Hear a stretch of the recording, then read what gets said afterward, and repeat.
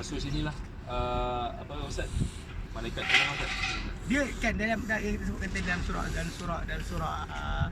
Ali Imran Allah Taala ungkit. Dia dalam surah Al-Anfal Allah Taala sebut, Ali Imran Allah Taala sebut, maka Allah Taala sebut dalam surah Ali Imran tu spesifik lah. Allah Taala telah bantu kamu ketika kamu dalam keadaan hina. Itu di dalam keadaan Badar, dan kisah peristiwa Badar. Diulang balik Allah Taala untuk kita remind macam mana bantu Allah Taala datang kepada malaikat. Malaikat yang Allah Taala utuskan datang masuk dalam peperangan tadi, bertempur bersama-sama orang-orang beriman. Dan bahkan dalam surah Al-Anfal sendiri, syaitan yang tadi Syami sebut kita dimasuk dalam apa kalangan musyrikin, kemudian kata inilah budak sekian mari bersama-sama, sampai dalam peperangan tu dia lari. Dia kata ini ara mala taraun.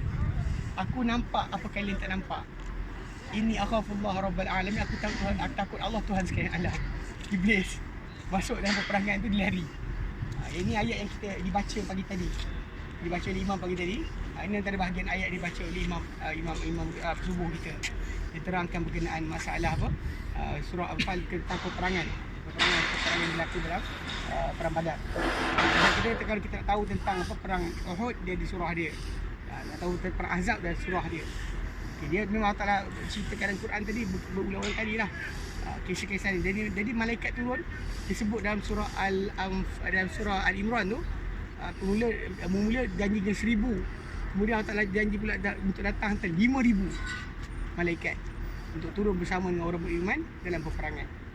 Jadi benda ni kita kata macam, tapi ujung tu Allah sebut tidak diberikan berita tadi kecuali untuk menjadi berita gembira dan ketenangan bagi orang beriman.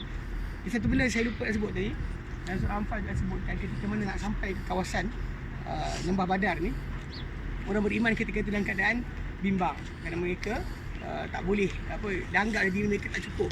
Jadi nak bertempur dengan musuh yang ramai. Lalu Allah Ta'ala jadikan mereka mengantuk dan tidur. Kemudian turun hujan. Malam tu ada ramai para sahabat yang junub. Lalu hujan turun memandikan mereka. Tapi dalam konsep berkenaan masalah tidur ni, kita lihat memang ia salah satu perkara dibuatlah doktor nampak orang mengacau, dia injek semua tidur. Jadi Allah Ta'ala jadikan mereka para sahabat pun mengantuk dan tertidur semua sekali. Dalam kisah apa Badar. Kisah Badar, mereka tertidur semua sekali. Dia pergi belakang tu. Betul. Okey. Jadi itu sebagai Allah Ta'ala tenangkan mereka dan untuk kukuhkan tanah tempat mereka pijak ni supaya jadi kejap. Kalau tak dia akan tenggelam. Biasanya keadaan pasang pasir bila kita macam ni, dia tebal, kaki dia tenggelam dalam pasir. So, bila hujan basah kan, tanah tersebut dia jadi kejap dan diorang dapat pijak dengan kukuh. Ini semua antara bantuan Allah Ta'ala untuk mereka. Tapi malaikat tu dia. Malaikat tu memang Allah Ta'ala utuskan turunkan untuk bersama dengan para sahabat berperang dalam peperangan tersebut. Bahkan dalam peperangan ini pun macam tu juga. Malaikat turun. Tapi mereka orang beriman melihat perkara bukan ni antara perkara yang meyakinkan mereka kebenaran Islam. Tambahan kepada apa yang mereka kenal kebenaran Rasulullah SAW. Tambahan dia adalah perkara-perkara yang berlaku, miracles, perkara ajaib yang berlaku yang meyakinkan mereka lagi adalah apa yang Nabi SAW menyatakan adalah benar daripada Allah Subhanahu Wa Taala. Tapi ya, cuma kebaikan dan kebajikan dari itu bukan datang dengan magic. Jangan boleh je malaikat datang tergajar semua. Tapi Allah Ta'ala tetap suruh para sahabat turun dalam peperangan, letih dan penat, berjalan, bayangkan daripada Madinah sampai di sini. Kan? Jauh kan? Bukan dekat. Kalau kita ikut jalan lama pun jauh. Kita naik bas tadi pun rasa macam bila nak sampai. Bayangkan sebenarnya diorang bergerak macam tu, bergerak beramai-ramai untuk pergi berperang. Walaupun Allah Ta'ala boleh katakan kun fayakun, menang. Tapi tetap kita kena ambil asbab untuk kemenangan tadi keluar, kita buat usaha, effort. Ini sebenarnya antara perkara diajarkan dalam kisah sirah Nabi SAW. Dia bukannya bantu Allah Ta'ala datang dengan kita tidur dan kita rasa nak belajar, kita rasa nak tahu tentang agama. Belajar, bukan tidur. Tak tahu lah orang pergi tidur, dia pandai. Masalah juga. Saya ke sekolah dulu ada ajaran kat sekolah dulu, budak tu tak belajar pun tapi pandai. Semua orang nak ilmu laduni. Dan dia jadi pandai terus. Tak nak macam tu. Kita kata apa yang dibuat oleh Rasulullah SAW kena hadir, kena sakit, kena letih, kena penat. Dan bagi dia Rasulullah, utusan Allah Ta'ala. Tapi berletih penat dengan para sahabat baginda. Datang musafir jauh. Bukan tiba-tiba pejam mata sampai. Kan musuh datang gitu je terus menang. Tapi ini semua ni sebenarnya mengajar pada kita memang effort dan juga struggle sebagai seorang mukmin ni memang akan berlaku. Dan Tuhan Ta'ala sebut dalam Quran surah Al-Baqarah, am hasibtum an tadkhulul jannata, kalian sangka kalian akan masuk syurga, walamma ya'tikum mathalul ladzina khala min qablikum, sedangkan tak jadi, belum lagi jadi kepada kamu macam pada orang sebelum kamu, masatul ba'sa wad dharra, kena pada mereka kesusahan dan juga